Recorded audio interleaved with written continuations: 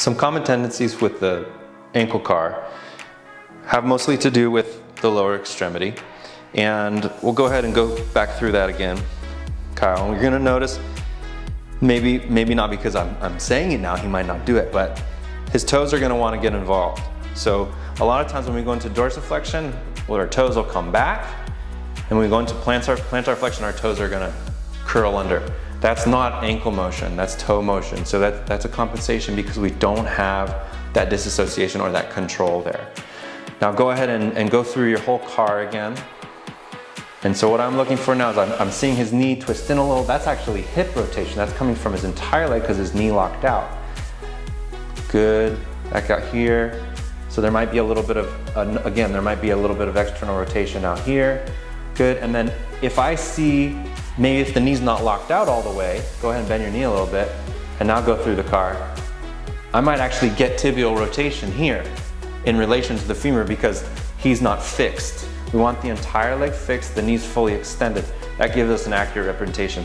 And then when we're looking at the dorsiflexion and plantar flexion, we want to get an angle filmed from the side. So go ahead and turn to the side, Kyle. So we can see how much dorsiflexion there is and how much plantar flexion there is. Again, very critical joint, so we want to observe what capacity we have now. Most likely we're going to be working the ankle, so it's really important to see, you know, how, if things are working, these interventions are working, and if not, we want to shift because it'll affect everything else up the chain. How did that feel for you? Definitely restriction, right? So this ankle, specifically in relation to my left ankle, has limited dorsiflexion. Commonly kind of feel very tight calves.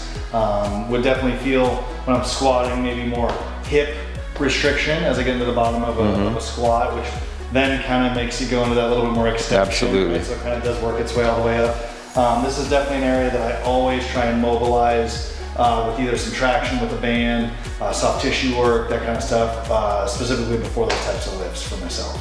Great.